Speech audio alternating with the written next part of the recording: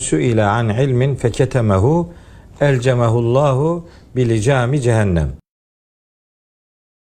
TV100 ekranlarından herkese merhaba. Kur'an'ın yolunda programıyla Profesör Doktor Mehmet Okuyan'la birlikte karşınızdayız. Ramazan ayı boyunca her akşam olduğu gibi bu akşam da TV100 ekranlarında buluşuyoruz efendim. Her gün bir cüzü, o cüzden öne çıkardığımız konu başlıklarını Profesör Doktor Mehmet Okuyan'la gündemimize alıyoruz. İkinci cüzdeyiz. Ramazan-ı Şerif'in ikinci günündeyiz. İkinci cüzde Bakara suresi var. Bakara suresinin 142. ve 252. ayetleri arası ikinci cüzde yer alıyor. Ve önemli olarak öne çıkardığımız başlıklar gerçeklerin gizlenmemesi, takva sahiplerinin özellikleri, kimlerle savaşılmalı ve cennete girmenin şartı olarak fedakarlık. Bunları konuşmaya gayret edeceğiz. Dilimiz döndükçe ve vaktimiz yettikçe Mehmet Okuyan Hoca ile birlikte. Gerçeklerin gizlenmemesi meselesi çok önemli. Çünkü mesela her kime bildiği bir konuda soru sorulur da o da onu gizlerse Allah ona kıyamet günü cehennem yularlarından birini takar. Böyle bir tehdit var mı? Hadis yani. Bu hadis, evet. Ayette de bu minvalde bir tehdit mi var? Buyurun. Evet, hadisle başlaman iyi oldu. Şunun için Peygamberimizin literatürümüzde, kültürümüzde hadis dediğimiz o sözleri bilinmelidir ki onun Kur'an'dan anladıklarını dile getirdiği beyanlardır. Yani Peygamberimize ait olan her bir hadisin mutlaka Kur'an'dan bir referansı vardır. Şimdi o okuduğunuz hadisin Arapçası işte şöyle: men su'ile an ilmin feketemehu elcemehullahu bilicami cehennem. Kime bildiği halde bir konudan soru sorulur da onu gizlerse Allah ona cehennem yularlarından bir yular takar diye. Yular ne ki? Şimdi okuyacağımız ayetlerde çok korkunç tehditler var. Bu tehditleri Peygamberimiz kendi lisanıyla ümmetine aktarmaya gayret etmiş ve onun Efendimizin o hadisinin referansı olan ayetlerden bir kısmını bugün kardeşlerimize hatırlatacağız. Hatırlatmaya başlayacağımız ayet ikinci cüzde olmamız itibariyle bugün için Bakara suresinin önce 159, 160, 161, 162. ayetlerini okuyacağız. Bir de 174 var. Sonra 174, 175'i de mutlaka okumak gerekir. Eyvah. Hatta öncesinde Bakara suresinin 140. ayetine bir gönderme yapmak gerekir. Yine Bakara suresinin 283. ayetine gitmemiz lazım. Ve nihayetinde gerçekleri gizleme ile alakalı Ali İmran suresinin de 187. ayetine mutlaka değineceğiz. Şimdi süremiz ne kadar el verecek? İşte el vermesini sağlayacağız. Çünkü bu ayetleri bu konuda okumamız lazım. Ben içeriye girmeyeyim o zaman. Bunu şunun için söylüyorum. Şimdi mesela diyor ki vatandaş, ya tamam diyor, dediğin doğru ama yani bunu bugün söyleme diyor. Veya işte her doğru her yerde söylenmez filan. Kardeşim, her doğru her yerde üslubunu doğru takınırsan söylenir. Hakaret etmeye, ötekileştirmeye, dışlamaya işi götürmeden bir mesele doğruysa ve o eğer din adına Allah'ın dediklerinden herhangi biri ise Müslümana düşen görev o noktada sadakat göstermesidir. Doğruyu mutlaka söylemesidir. Allah Nisa suresi 9. ayetin sonunda diyor ki فَلْيَتَّقُوا insanlar Allah'a karşı muttaki olsunlar وَلْيَقُولُوا قَوْلًا سَد۪يدًا doğru söz söylesinler. Doğruyu söylesinler. Doğruyu gizlemesinler demektir bu.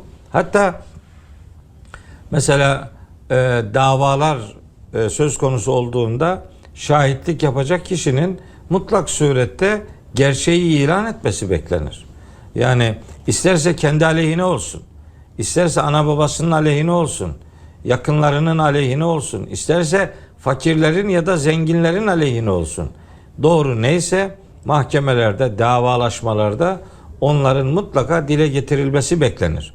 Kur'an bunu işte Nisa suresi 135. ayette, Maide suresinin 8. ayetinde, En'am suresinin 152. ayetinde, daha başka ayetlerde de bunun üzerinde durur. Doğruyu söylemek ve gerçekleri gizlememekle alakalı.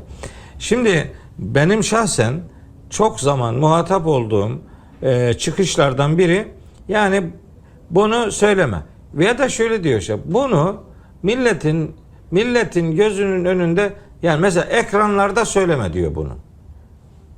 Ya biz neden? Yani doğrulardan utanıyor muyuz ya da korkuyor muyuz?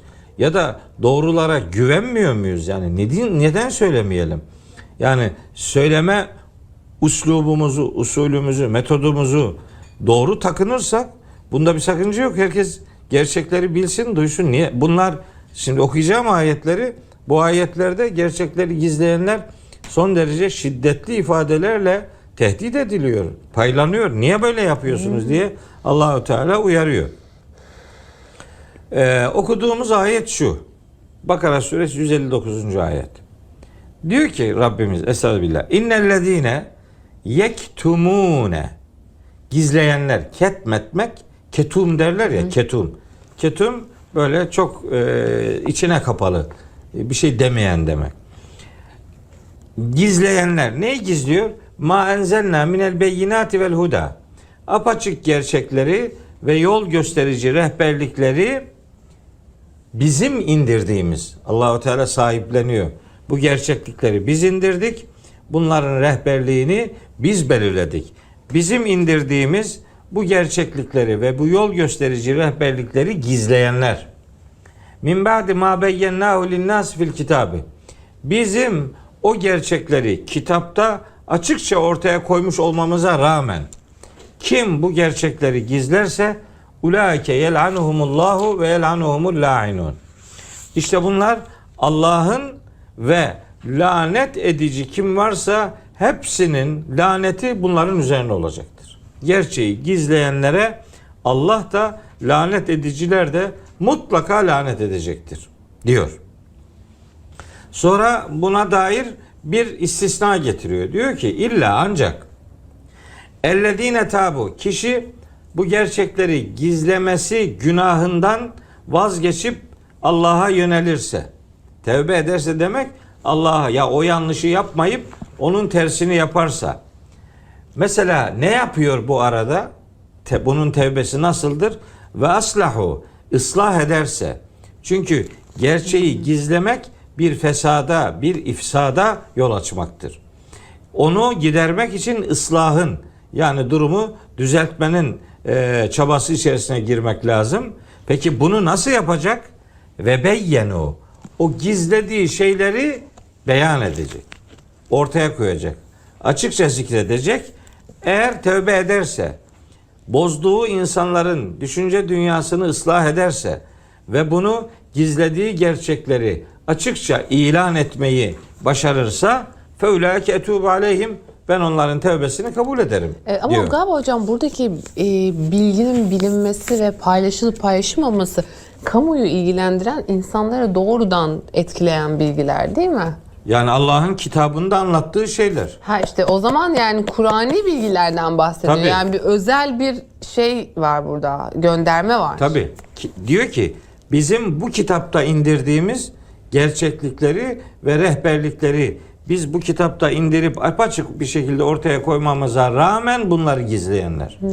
Şimdi soruyor, Peygamberimizin hadisi de onun için çok dikkat çekici. Soruluyor bir şey, gizliyor bunu, söylemiyor. Neyi hesap ediyor? Neyi hesap ettiği 174. ayette bize anlatılacak. Sonra diyor ki 161. ayette innellezine keferu ve matu ve hum küffarun. Kafir olup kafir olarak ölenler. Buradaki kafir, kefere örtmek demektir. Kafir gerçeğin üzerini örten demektir. Bu ayette geçen keferu fiili inkar etmek değil.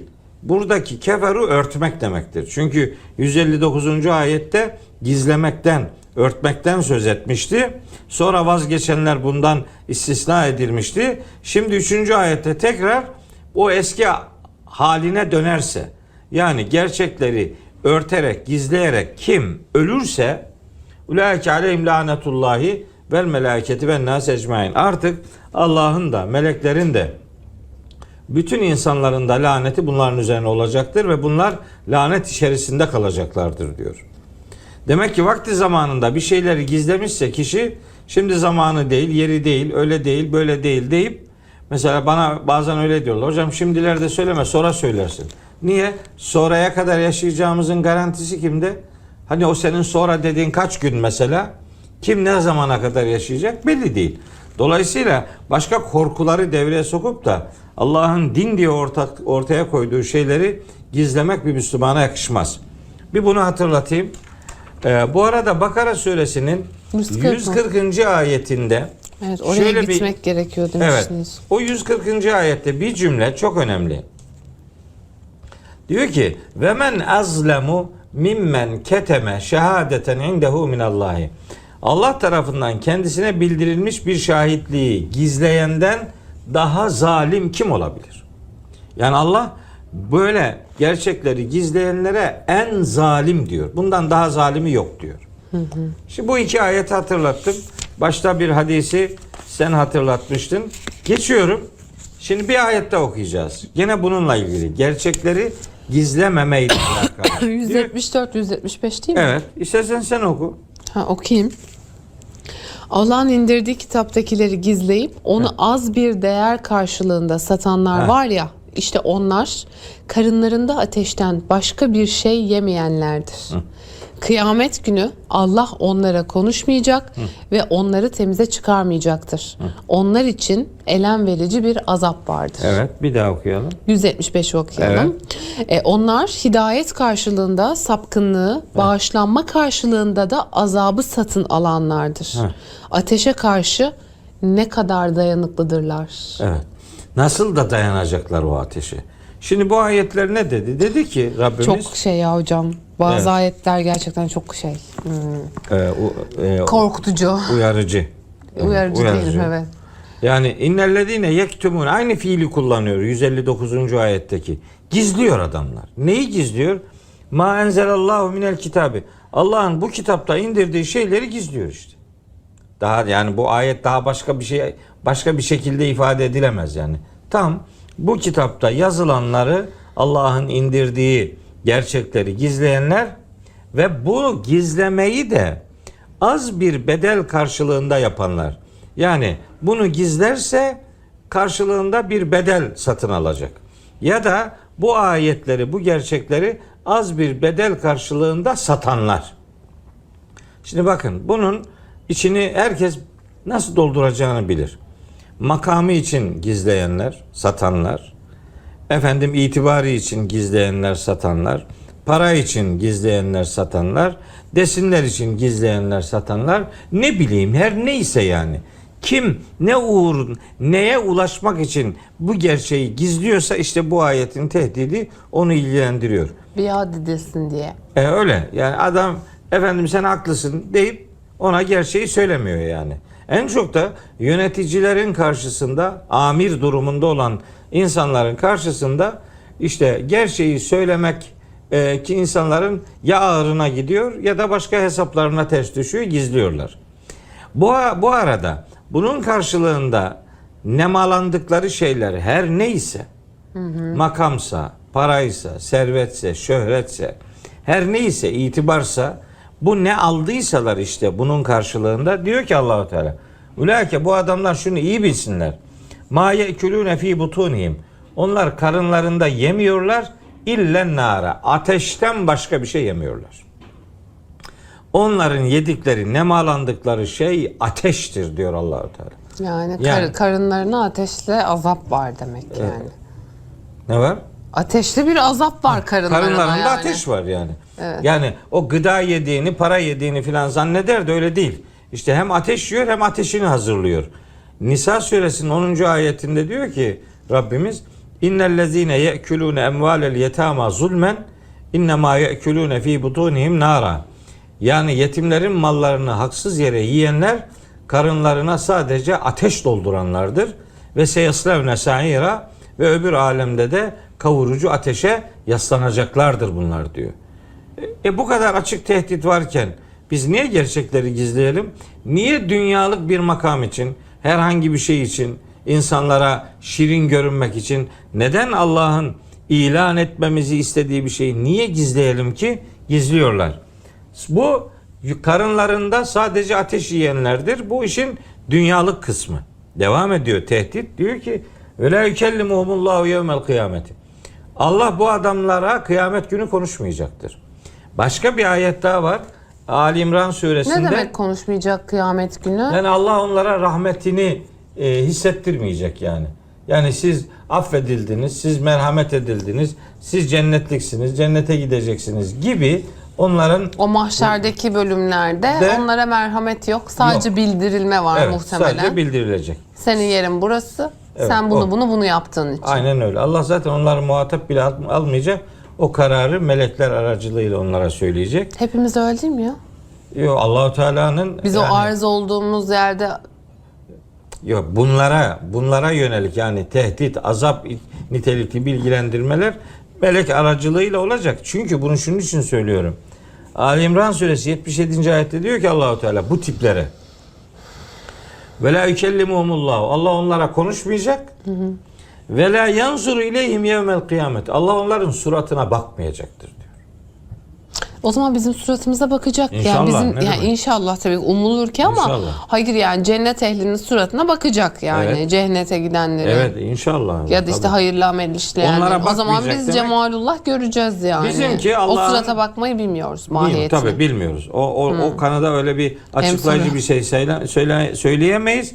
Çünkü Şura suresinin 11. ayeti Rabbimizin hiçbir şeye hiçbir şekilde benzetilemeyeceğini ifade ediyor. Biz onu nasıl göreceğiz? Neyi göreceğiz? Onun lütfunu mu göreceğiz? Nimetini mi göreceğiz? İhsanını mı göreceğiz? Bir tecellisini mi göreceğiz? Onu bilmiyoruz yani. Şimdi diyor ki onlara bakmayacak, onlara konuşmayacak ve la yüzekkihim ve onları arındırmayacak. Yani günahlarının affolduğunu filan söylemeyecek onlara, affetmeyecek çünkü ve lehum azabun elim, elem verici azap onlar için söz konusu olacaktır diyor. Niye böyle? Çünkü diyor ulaikellezine işteravu dalalete bil huda. Bu adamlar sapkınlığı hidayetin karşılığında satın aldılar. Azabı da bağışlamanın karşılığında satın aldılar. Yani bağışlanmayı değil azabı tercih ettiler. Hidayeti değil sapkınlığı tercih ettiler. Peki ne olacak şimdi? Fema asbarahum alen nar. Bu adamlar ateşe nasıl da dayanacaklar diye ateşin korkunç yapısını gerçeği gizleyenler üzerinden ifade etmeye devam ediyor. Bir ayet daha var, onu da ifade edip bitireyim. Bu da Ali İmran suresinin 187. ayeti. Çok kıymetli bir ayet. Bunsuz olmaz bu konu. Orada diyor ki Rabbimiz, şimdi bak, diyor ki 187. ayet. Ve iz ahazallahu misaqallezine utul kitabe. Allah kendilerine kitap verilmiş olanlardan şu sözü aldı. Bazıları diyor ki ya burada kendilerine kitap verilenler ifadesinden kastedilen Yahudiler ve Hristiyanlardır diyor. Kardeşim, Yahudilere, Hristiyanlara kitap verildi de size verilen bu kitap değil mi yani? Size bu kitabı verilmesi size de kitap verildiği anlamına gelmiyor mu? Hayırdır? Ne sayıyorsunuz siz bu kitabı? Bu kitap da sizi utul kitap yapar yani. Hepimize, kitap verilen herkese Allah bu kitabı verirken esasında şöyle bir söz aldı herkesten. Şunu yapmaları sözü yani. Dedi ki letübeyyinunnehu linnâsi. Bu kitaptaki gerçekleri bütün insanlara açıklayacaksınız. İlan edeceksiniz. Duyuracaksınız. Ve la tektumunehu ve bu kitabın gerçeklerini gizlemeyeceksiniz diyor. Bu evrensel manada Rabbimizin bütün kitap verilmiş insanlara, ümmetlere yönelik bir buyruğudur. Bu buyruğa sadakat gösterelim ve Allah'ın kitabında bize prensip olarak gönderdiği meselelere, ilkelere sadakat gösterip onları insanlara münasip bir dille aktaralım. Bağıra çağıra, hakaret ederek, ötekileştirerek, dışlayarak değil ama hakikati da ne olursa olsun gizlemeden insanlara iletmek lazım. Bu gizlememe noktasındaki hassasiyet aktarırken göstereceğimiz hassasiyeti de beraberinde taşımalıdır. Efendimizin şöyle bir beyanı daha var. Kellimun nas ala kaderi ukulihim diye bir ifadesi var. İnsanlara akıllara kadar konuşun. Yani ne kadar anlayabilecekse Evet. işte o kadarını. Ama ille de gerçekleri söylemek gerekmektedir diyelim. Şimdi yine Bakara suresinden bir başka başlığa geçmek istiyorum. 177. ayette işaret edilen önemli bir mesele. Takva sahiplerinin özellikleri. Şimdi takva sahiplerinin özelliklerinin belki de Kur'an-ı Kerim'de en kapsamlı olarak anlatıldığı ayet-i kerimelerden bir tanesi zannediyorum hocam Evet. bu. Sadece söylemle değil, eylemle de bir inanç bütünüyle de olması gerektiği vurgulanıyor. Yani gösteriliyor bu ayetle. Ayetin mesajını sizden de dinlemek istiyorum.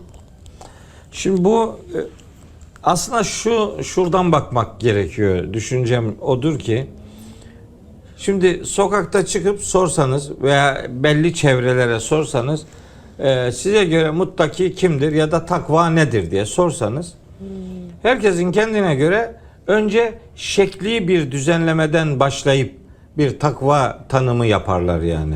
Şekil işte şöyle giyeceksin, onu takacaksın, böyle olacak, şöyle olacak filan diye fiziksel bir takım nitelendirmeler üzerinde tanımlamalar yaparlar. Hemen hemen hepsi belli çevreler böyle yapar. Ben de diyorum ki kimin takva olduğu Allah bu muttakidir dediği insanlar için önemlidir.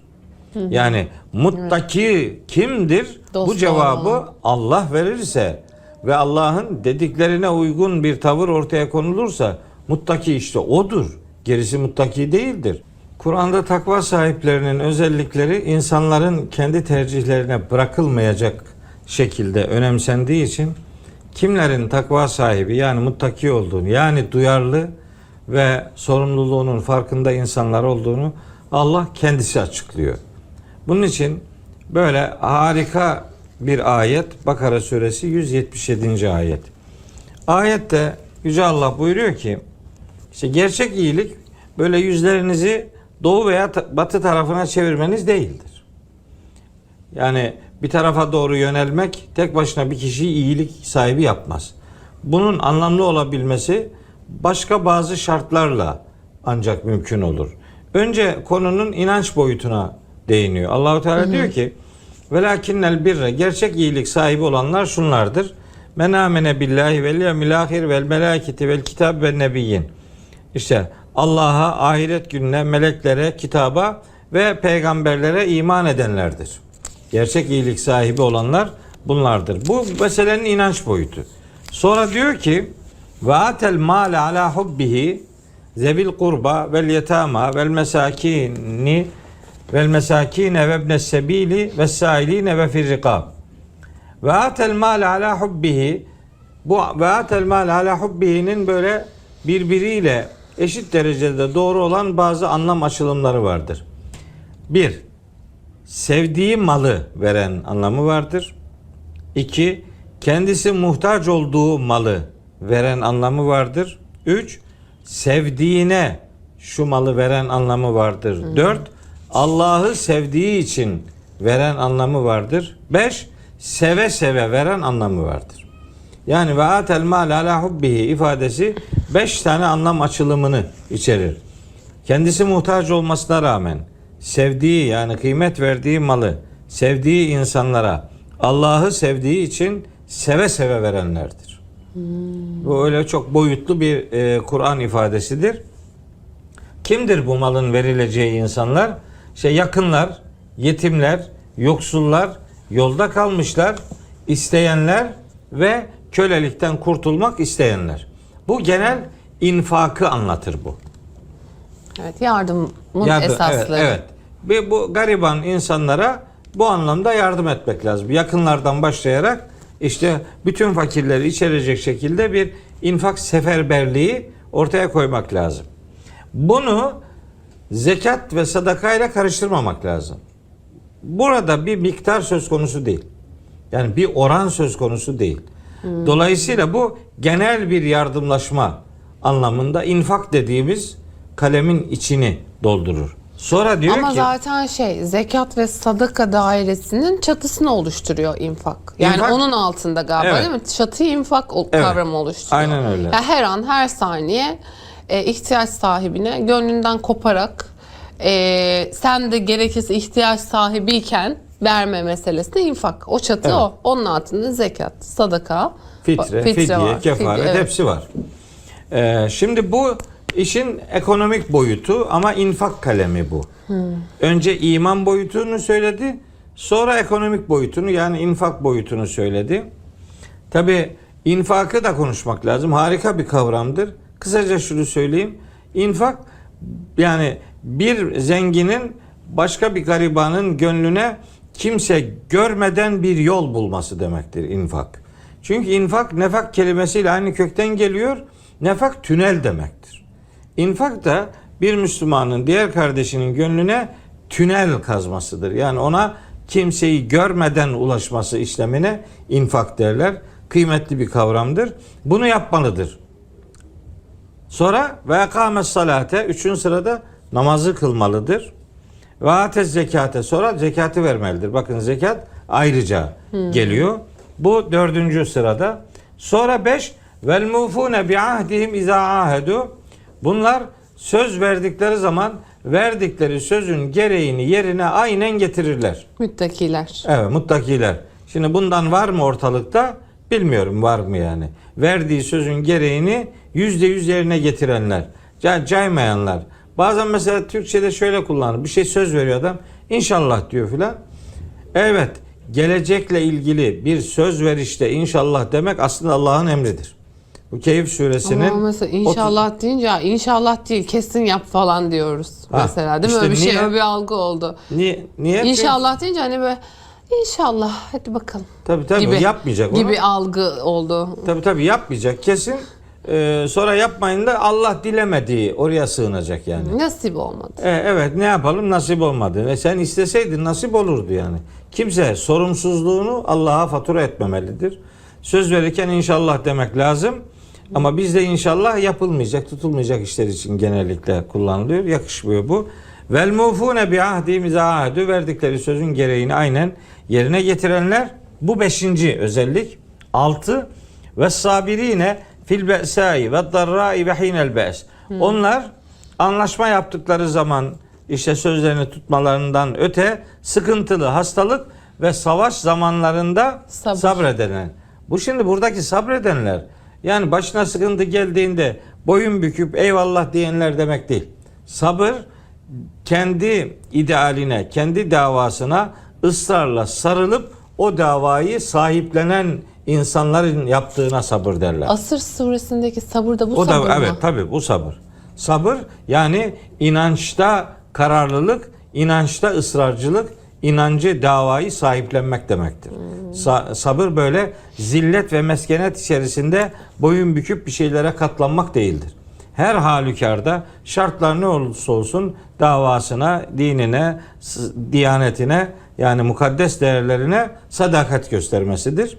Zaten ayetin devamında diyor ki bu 6. maddeden sonra diyor ki Ulaikellezine sadaku. İşte iman iddiasında sadakat sahibi olanlar işte bunlardır. Yani ve ulaike humul muttakun. Takva sahibi olanlar da işte bunlardır. Bence muttaki kimdir? Peygamberimizin böyle muttaki ile alakalı takvayı kalbine işareten bu takva yani kalp vücutta öyle bir organ vardır ki işte o organ düzgün olursa işi düzgün gider. O organ fesada uğrarsa adam yanlış adamdır. Kalp. İşte ela ve hiyel kalbu işte o kalptir diye. Önce buranın sapasağlam olmasını sağlamak bizim görevimizdir. Onu bir muttaki kimdir sorusunun cevabı olarak ifade etmiş olayım. Pekala hocam çok teşekkürler. teşekkür Ağzınıza sağlık. Efendim size de çok teşekkür ediyoruz. Bugünlük programımızın Kur'an'ın yolunda programının sonuna geldik. Yarın akşam aynı saatte TV100 ekranlarında görüşünceye dek şimdilik hoşçakalın. Merhaba, Profesör Doktor Mehmet Okuyan'la birlikte bugün de karşınızdayız efendim. 3. gününde Ramazan-ı Şerif'in 3. cüzden bazı başlıkları öne çıkarıp konuşmaya, anlamaya